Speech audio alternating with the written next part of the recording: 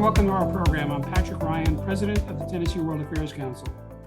Today, we're pleased to bring you a conversation with Ambassador Geraldine Byrne Nason, the Ambassador of the Republic of Ireland to the United States.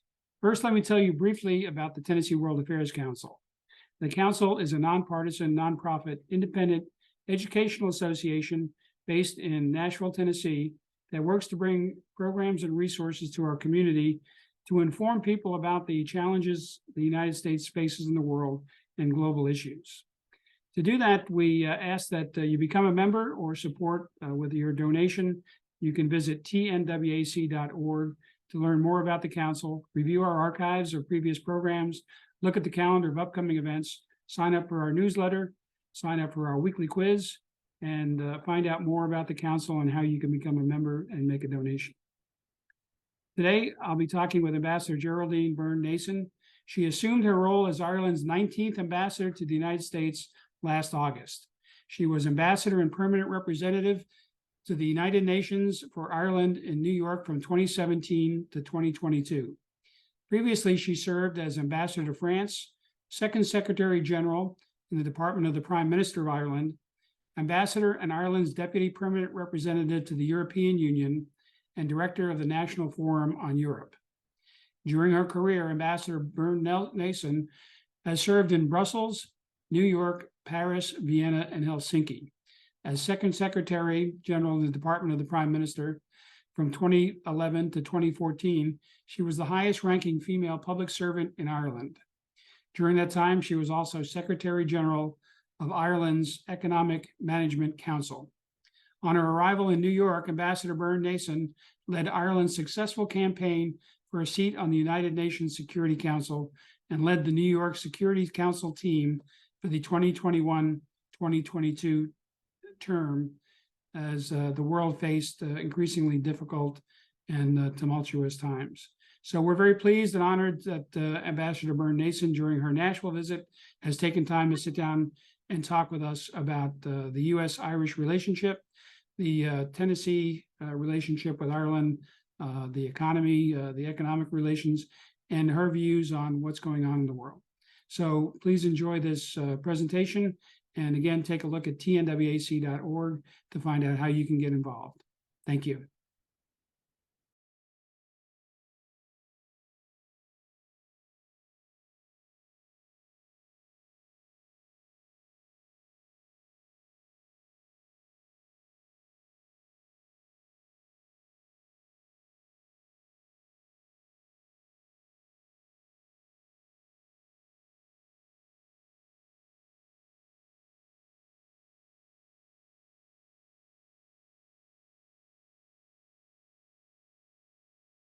On an economic basis. Well, first of all, thank you for having me today. I'm delighted to be here. This is my maiden voyage to Tennessee. You've said it yourself, I'm in the new role as ambassador to the United States just a few months, but I've made it my business to come south very soon. Our sense of being well embedded in the United States as Irish people with a heritage that's rich and deep, 10% of the population of the United States identifies Irish. That's normally associated with the northern United States, with Boston, Chicago, traditional big Irish cities and towns, San Francisco, New York. But in fact, if you look at Tennessee, you'll see that 10% of people in Tennessee also identify as being Irish or Scots-Irish. And we know that the economic opportunities here, not just because of the people-to-people relationship, but also because of your vibrant economic development here, an upward trajectory, are really important. So I decided early on in my mandate that I wouldn't waste time and I would come to see firsthand what is on offer here. I've had a tremendously warm welcome. First of all, recognize that your own economy, from a tax competitive point of view, a tremendous standard of living, but a low cost of living also, and a pro-business posture make you very attractive economically. We've already opened up the relationship, but I think there's huge space for us to grow this relationship. On the economic side, you account for about a quarter of all Irish exports into the United States, which is a very important statistic for us here. But it's probably in pharma and in med tech, and also the FedEx presence accounts for that. But that's a representation of a significant Irish import opportunity here in Tennessee. We know that the Irish actors here in your economy account for, according to your statistics, about 10,000 of your jobs. The statistics vary here and there, but that's probably, we would say more modestly, around 3,000, but we wait for the numbers to settle. The bottom line is we have a good relationship already operating. We have deep people-to-people cultural ties with you. We know that you have many of your people who travel to Ireland, who choose tourism in Ireland, for example, a big part of our economy also, and we're delighted to support that. So both of the big Irish agencies, our Foreign Direct Investment Agency, the IDA, and Enterprise Ireland, are active here on the ground. We have a brilliant Consul General in Atlanta who reflecting Ireland's investment in the southern United States here in Tennessee on a regular basis, I hope, from now on, open for business, open to grow the relationship. And we certainly want to see that it's a 21st century development, so it's a very forward-looking relationship. We're anchored in the past. We are delighted to know that people of Irish heritage came here in the 1700s, that we had founders of Knoxville, founders of Nashville, of Irish ancestry. The 3 presidents you sent from Tennessee had Scottish-Irish ancestry, Presidents Jackson and Pollock and Johnson, all reflected Irish abroad, as I would see it. So we were now coming full circle back to you to open up and grow a 21st century relationship, and also for the next generation of young Americans, young Irish, that they get to know each other. We're very active in the education sector, and we want to see a lot more cross-fertilization, to see our young students come here to you. We've been pushing our research and development programs both in Ireland and the United States to be more interlinked. Science Foundation Ireland has been here in Tennessee, looking at your wonderful Vanderbilt University, where I will speak later, but also working with some of your medical facilities to make sure that we make the best of our young people's opportunities. And with my own background, I would argue that through that educational link, it's the best hope for future of international peace and security. Well,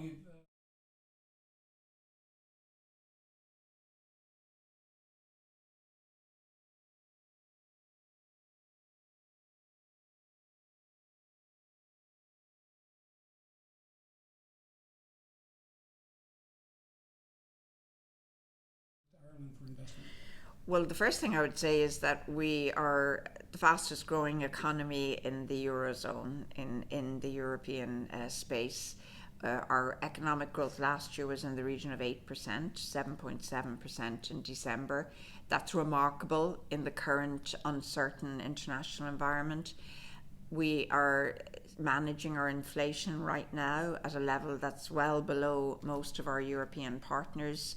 And we're also looking forward to a very vibrant 2023. We are the home to some of the biggest and most successful multinational companies worldwide. 9 of the top 10 financial services companies are in Dublin. 9 of the top 10 high-tech companies are in Dublin. We have the new generation automation companies. All of the big internationally recognized ones are based in Dublin. We have an environment, an ethos there that's grown up around those big multinational investors that is hugely supportive of innovation, of small startups, of progressive business practices.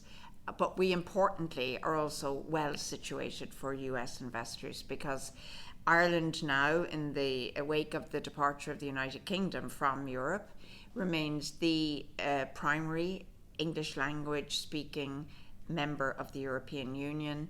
We are a gateway to Europe for investors. The single market in Europe represents a 450 million consumer market. We can work with US investors on facilitating access in Europe, but also importantly, because we are members of the European Union, we are at the table shaping the regulatory environment that supports business, the regulatory environment that facilitates investment. So we are always in conversation with our US friends and partners around how we position ourselves in the European Union to best support those relationships. We have a young population. I always say young Irish are young Europeans. So 1 in 4 of our young Irish are under 30 years old. We have a demography so that lends itself to progressive, forward-looking economic development, and we want to take full advantage of that in partnership with the United States. Well, you've identified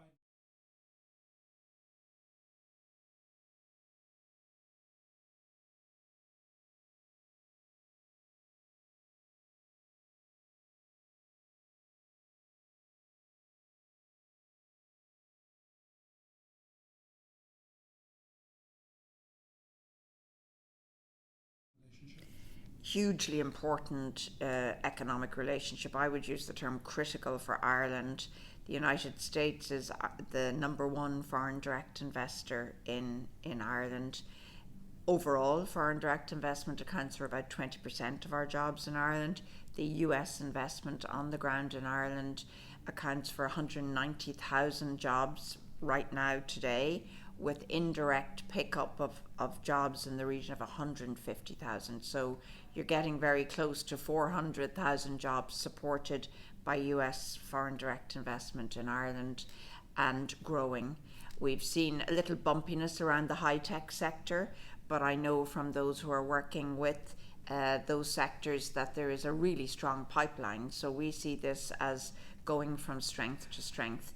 But I always find I have to sort of underline here that while the United States is such a hugely important partner on the ground in Ireland, that Ireland, it's a two-way street, and Ireland is actually a very significant partner.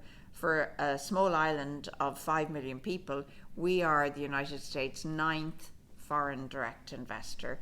So statistically, let alone if you look at scale, that's a pretty impressive number. Irish investment into the United States supports today 100,000 jobs directly here in the United States. And I'm hoping some of those will also make their way to Tennessee very soon.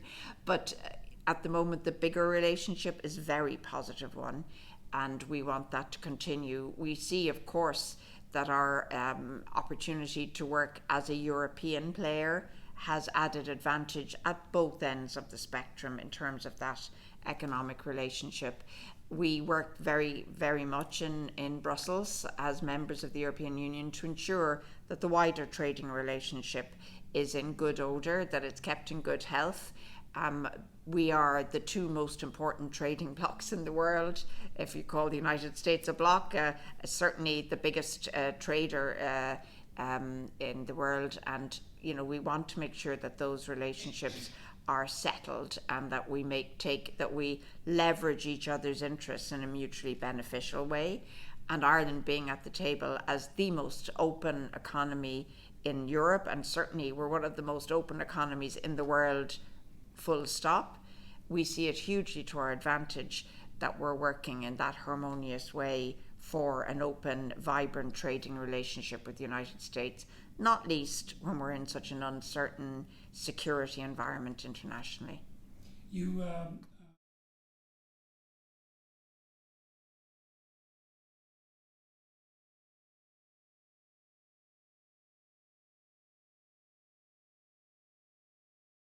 involvement in that process? Absolutely.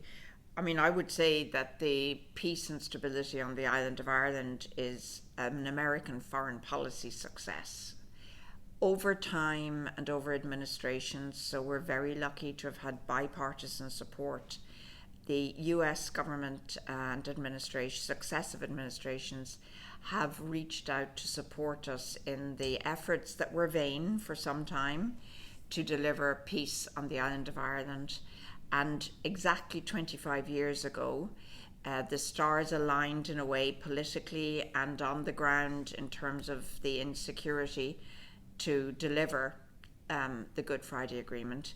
A very well-known US negotiator under President Clinton at the time, George Mitchell, a senator, a US senator, was pivotal to that negotiation and to the outcome. And the British and Irish governments, together with the people of Northern Ireland, took all measures, including in Ireland a constitutional change in order to deliver the Good Friday Agreement. That agreement, quite simply put, transformed the future of my country, and we will always be deeply grateful to the United States for the support given then to deliver on that agreement. But of course, as everyone knows, signing on the dotted line is the easy part usually. The hard part is the rollout, the implementation of peace. And we have had 25 years of success in delivering on that. We've seen Northern Ireland transform itself, but we're currently in a period of some uncertainty in Northern Ireland. We've had elections there in May, which haven't resulted in the parties coming to the table to form the Assembly and the Executive, much to the regret of most of the majority of people in Northern Ireland, and indeed certainly to the regret of business in Northern Ireland. One party, the Democratic Unionist Party, will only agree to come into government in Northern Ireland once the discussions on the Brexit protocol have been resolved. That's a whole other complex issue. We want to see that negotiation resolved very quickly and return the democratically elected people in Northern Ireland to their rightful place in an uncertain economic and political environment, doing the job they were elected by the people of Northern Ireland to do. Regrettably, the people in Northern Ireland, as we know, did not vote for Brexit, but they now are faced with managing the results of that. The protocol will help to ensure that the people in Northern Ireland have the benefit of being members of and have access to the single European market, as well as being part of the and the integrity of the UK single market prevailing. So we want to see the best of both worlds for the people in Northern Ireland. It's taken a while to get there. It's been very frustrating for the people of Northern Ireland in particular, but also for the government in Dublin. We know that this new government in London are working with Brussels to resolve the issues. Ireland isn't part of that negotiation. That's an issue that's related to Brexit. It's an issue that's related to the European Union and the United Kingdom. We're hopeful that those negotiations will soon come to a successful conclusion and that we can see Northern Ireland see its institutions stood up again and deliver on their democratic responsibility to the people that they represent. Well, you've leapt into my fourth and fifth.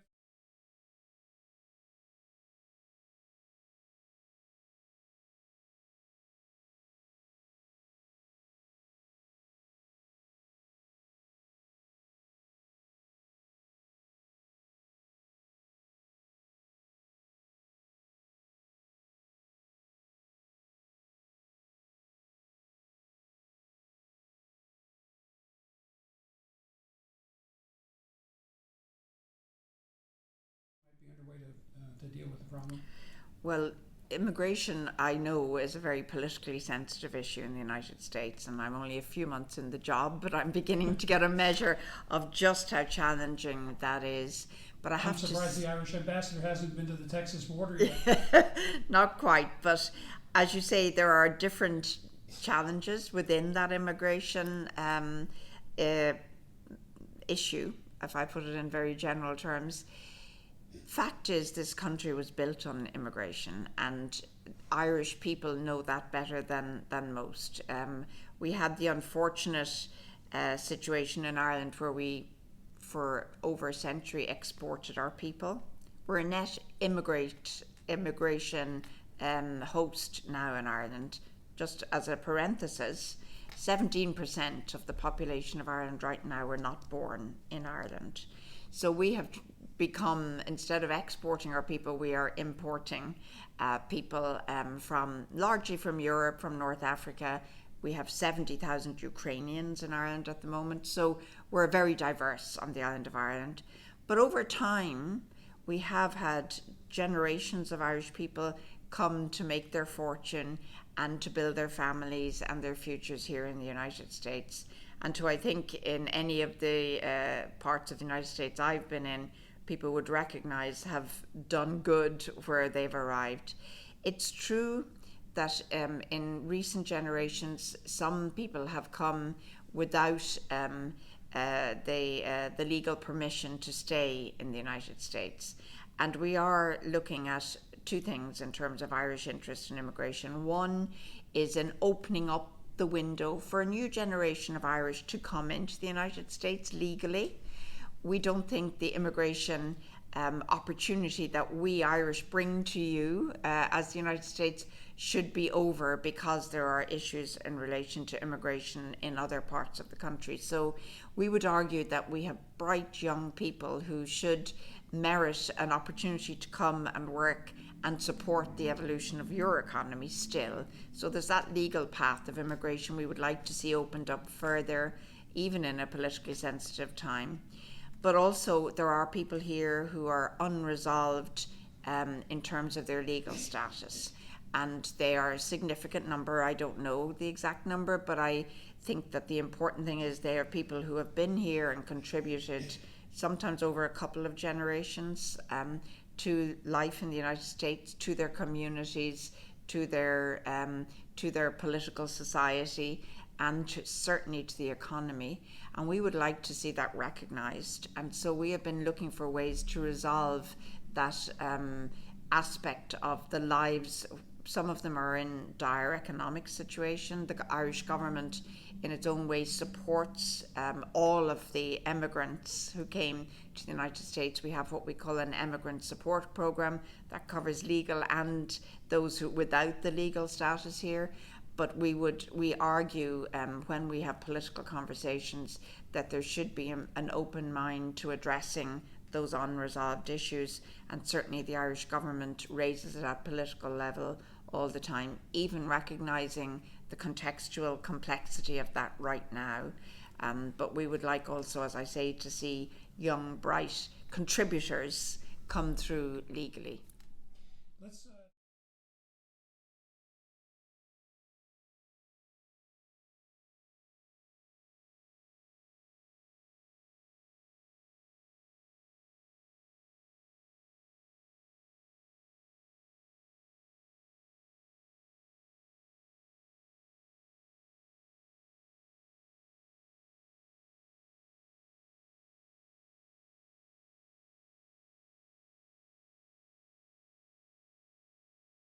territory between Northern Ireland and the Republic. So even your question tells your listeners it's a complex issue. The reality is that until the Brexit referendum, Ireland and the United Kingdom, and that then included Northern Ireland, we all operated in the same free trade zone in the European Union. We were all part of the same market. Once the United Kingdom, decided to leave the European Union, it threw up a whole range of challenges, not least how do the United Kingdom protect the integrity of their market, their single market, and for Europe, how does Europe protect the integrity of its market?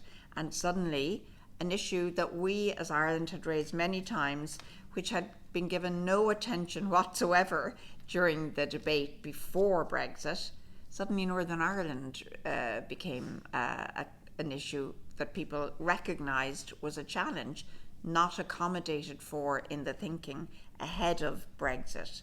The decision was to, and the British government in fact designed the protocol, to design a protocol that would take into account the sui generis nature of Northern Ireland being on the one hand in the European Union still as part of the island of Ireland, and on the part of the UK single market at the same time. The objective in all this, from the Irish government's point of view, is not just to protect, of course, our single market interest and the European Union's interest in the single market, but to ensure that there would be no obstacle to free movement of people, trades, goods, services on the island of Ireland. I grew up on an island where there was a hard border, where the border was policed, where it was a military line that you crossed, and no one in Ireland following the Good Friday Agreement ever wants to see that again. And neither the British nor the Irish government want to revert to an infrastructure that expresses a border. So we have to come up with a creative solution. The protocol was intended to do that, to allow trade right across the island into the European Union, respecting the decision that the majority of people in the United Kingdom, but not the majority of people in Northern Ireland, made to leave the European Union. So now we have spent at least the last 2 years very much forward and back in complex discussions without much success between London and Brussels. I will take the opportunity of this moment to say that I have been really struck by the extraordinary flexibility and openness of the European Union in supporting the work to find a solution on this issue. I was ambassador in Brussels to the European Union, and it's known as a behemoth. It's known as a big bureaucracy and rigid. And I have to say, it couldn't be any further from the truth in this Brexit discussion. There has been a creative, innovative approach on the part of Brussels, on the part of the other members of the European Union who have kept faith with Ireland through all of this negotiation. So we have been frustrated by the amount of time it's taken. In London, there have been a few changes in government, and we understand what a change in government brings. We're hopeful that this new government under Prime Minister Sunak will finish this job and soon, and that we will see a negotiation between London and Brussels conclude in the very foreseeable future. We come up to the 25th anniversary of the Good Friday Agreement in April. We want to be in a position where the institutions in Northern Ireland are stood up, are functioning, and to look ahead to the next stage of Northern Ireland's development. There's a whole generation, happily a whole generation, on the island of Ireland and in Northern Ireland who have never known conflict, who don't remember what we call the Troubles and the havoc it reached on the island of Ireland. We have no desire to revert to that. We see this upcoming anniversary as a moment, of course, of reflection about the great American foreign policy success I mentioned in the Good Friday Agreement, but also as a moment for looking forward. And President Biden recently appointed former Congressman Joe Kennedy from Boston to be a special envoy with a mandate to look at the economic future of Northern Ireland. We think that's where we should be looking ahead to the future as we mark this anniversary. We will be in good shape to do that once the protocol has been set aside, as it were, as a challenge, and that the people and the business in Northern Ireland find their way back to full executive formation and action. Well,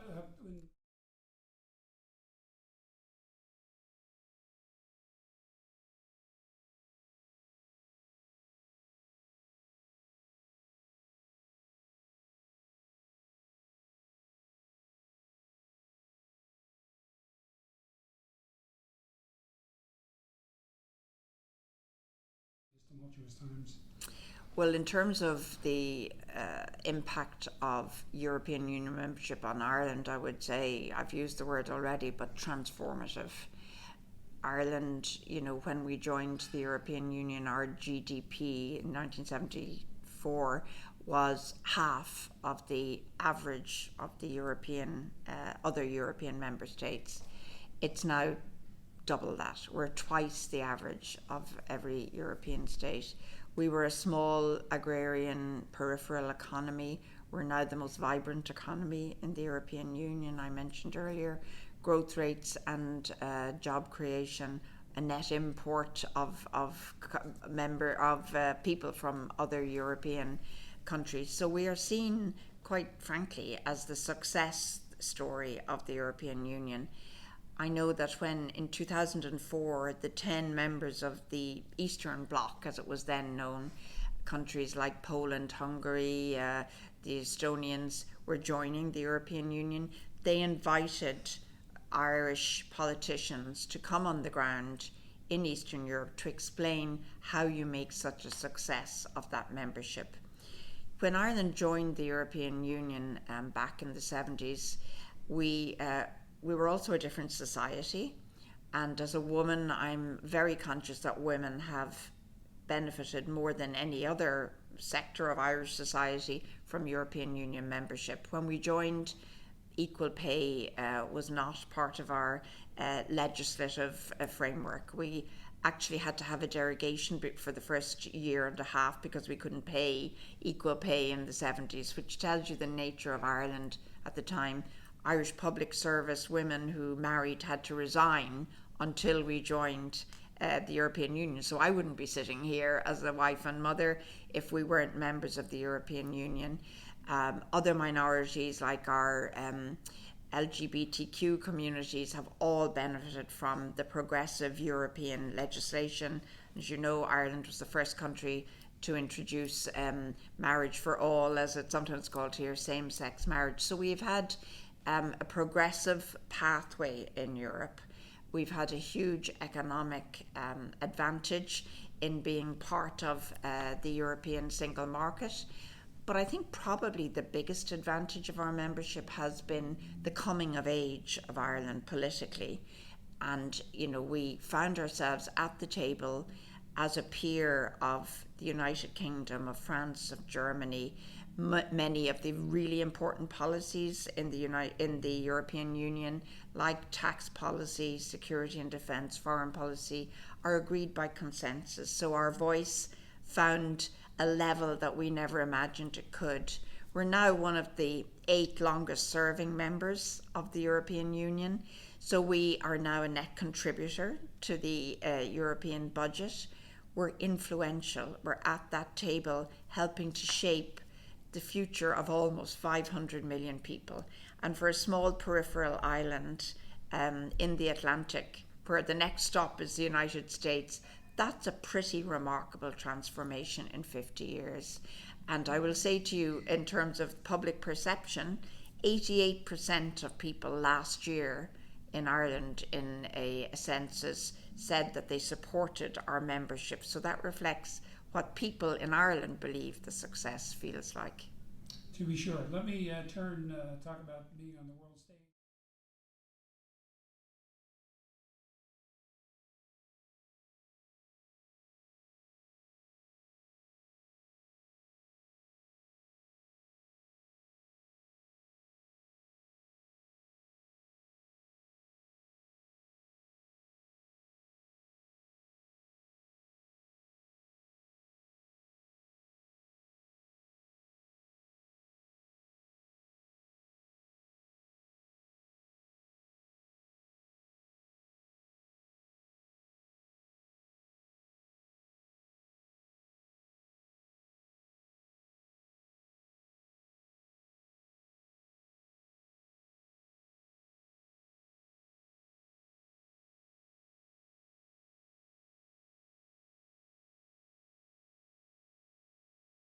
Standing and experience.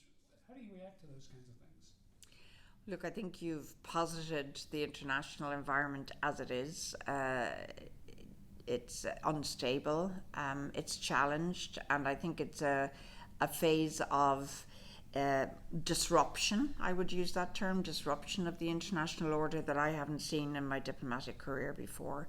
Ireland was delighted to win a seat. We have to campaign to sit at the Security Council table, and when we assumed that role at the beginning of 2021, although there were pockets of instability, there wasn't a sense that at the global level tectonic plates were shifting.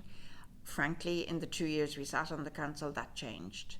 I think we saw that in Technicolor on the 24th of February, when President Putin began his illegal war against Ukraine. The first time we've seen a nuclear power, a permanent member of the Security Council, attack a small neighbour the territorial integrity, the sovereignty of Ukraine disrupted and affronted. And in fact, our view of that, which leads to the broader sense of what the international environment is like now, is that it wasn't just an invasion of another country, but it was an affront to the international order that we believe prevails. It's an affront on the human rights side, it's an affront on the humanitarian side, it's an affront to the respect for international law, which it opens up the risk of huge dislocation internationally. And on the humanitarian front, the Ukrainian war, or the war in Ukraine, has also shone a light now on fragilities elsewhere in the globe. While we were on the Security Council as Ireland, we paid huge attention and worked very hard to support countries in Africa. 60% of the agenda of the Security Council is focused on Africa. As the neighbourhood war in Europe started, we began to see that the whole international support system for food security became not just fragile, but was disrupted. And we're seeing the knock-on effects of war in the Sahel, where there was already disruption and uncertainty with jihadists. Now we're finding famine settling in Somalia, a little bit further north of the Sahel. You have in Eastern Africa, both countries near stable countries like Kenya suffering huge challenges from this disruptive effect of the war. So overall, we think that first of all, we want this war to end, and we want to see rightfully the Ukrainian territorial integrity, including all its territory, rightfully restored. But we are also deeply concerned that on the wider level, there are now big challenges emerging that are having disruptive effects. You mentioned Asia, and of course, the role of China is critically important politically and economically. At the Security Council, China and Russia adopted often similar positions, not always. You mentioned, for example, climate in your question. We think an issue like climate security is absolutely critically important, and Ireland had the courage as a member of the Security Council to be the first country ever to put climate security on the table at the UN. Not to say that every conflict was climate related, but to say the Security Council had an obligation, given the scale of the climate challenge, to look at the security implications. The Sahel is a very good example of that. In the resolution we put on the table, we had the highest number ever of UN member states in the UN. 113 countries signed up to that. China took a neutral position, did not object, did not support. We were blocked in that by Russia. The Russian Federation voted against, so in other words, a permanent member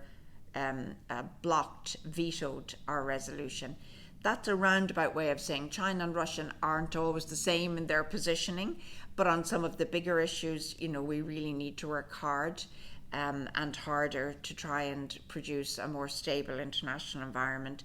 It's not only about obvious conflict on a day-to-day basis, it's about the insecurities around food, around health, and certainly around climate. And if I may finish off on one challenge that doesn't get much airtime, but I'll use my one moment left to mention it. It's the nuclear threat. And we're seeing some of that, on the ground in the Ukraine, very worrying issues around nuclear energy and nuclear plants.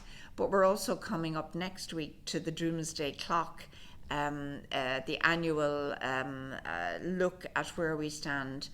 While on the Security Council, Ireland took a very forward role on nuclear disarmament. It's in our DNA. We were at the heart in the UN in the 1960s of delivering on the Nuclear Non-Proliferation Treaty.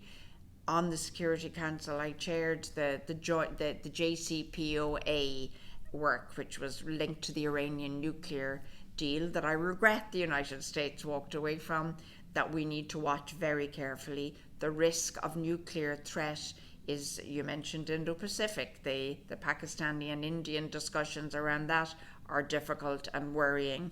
So, the nuclear threat remains a serious threat to all of us. While we're not watching in North Korea, we're seeing a lot of activity that worries us also. So it's a universal threat. And in addition to all the other reasons for instability, I just wanted to mention that we need to be very vigilant around the nuclear threat. For sure. It's an issue that's not well discussed at our World Affairs Council.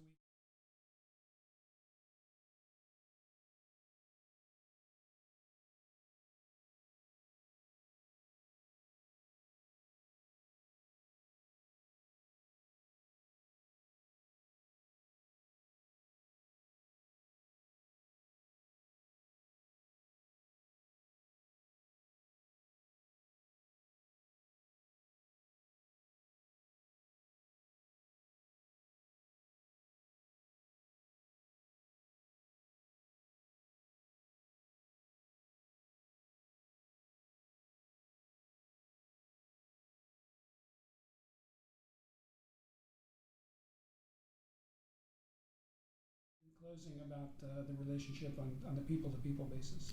Look, the people-to-people relationship is absolutely the basis on which we began this love affair between the two countries, and it's driven forward by that link. I feel that as an Irish ambassador in Washington, I'm stunned by the welcome, but also by the interest that people have in Irish links with each other. President Biden, your current president, happens to be probably the most Irish president since John F. Kennedy, and I'll say poetically that this is the 60th anniversary since John F. Kennedy visited Ireland, and we intend to mark that in June in Ireland.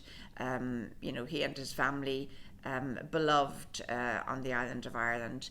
And President Biden, as it happens, comes from the Finnegan part of his ancestry, comes from my home county, County Louth. So when I was introduced to him just before Christmas, it was like two Louth people having a first chat.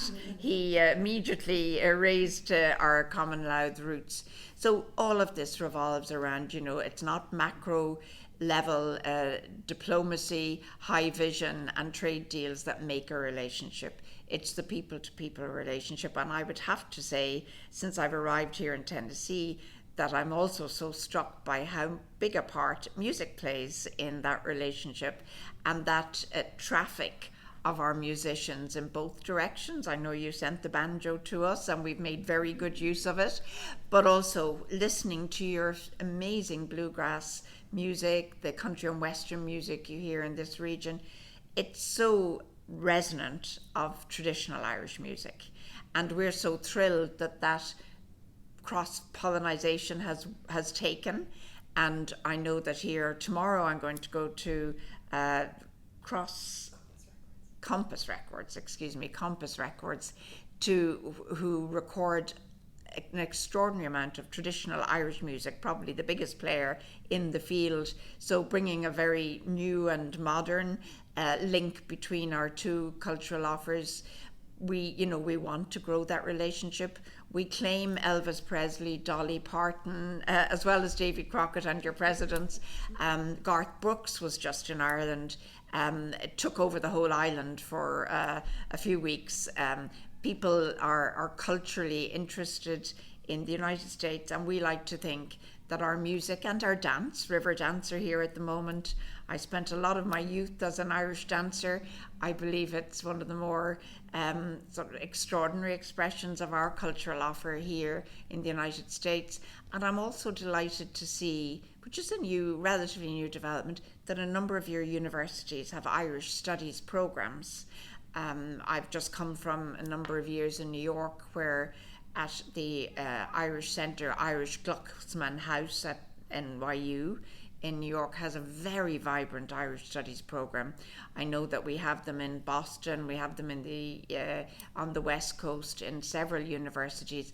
I'd love to see more US students engaging in those. That opens up the window then, as many US students who go on their year abroad spend time in Dublin. We're very welcoming. Most of our universities have numbers of US students. So our cultural ties, that's what binds us. They're deep, they're sincere, but I like to use the phrase that they're also ties that bind us. They're with nostalgia, but we're looking ahead. So it's nostalgia with a keen eye to the next generation and the future. And I hope over my time as ambassador, I at least managed to grow that one little bit. And I'll be back to Tennessee to see how the roots are growing. Well, we look forward to you coming back and having an opportunity to raise a pint of Guinness in your honor. Thank you. There's a few places around town where that's easy to do. We've been talking with Ambassador of Ireland to the United States, Geraldine Byrne Nason, and thank you, Madam Ambassador, for your time today and sharing your insights and perspectives with the World Affairs Council. Thank you most sincerely.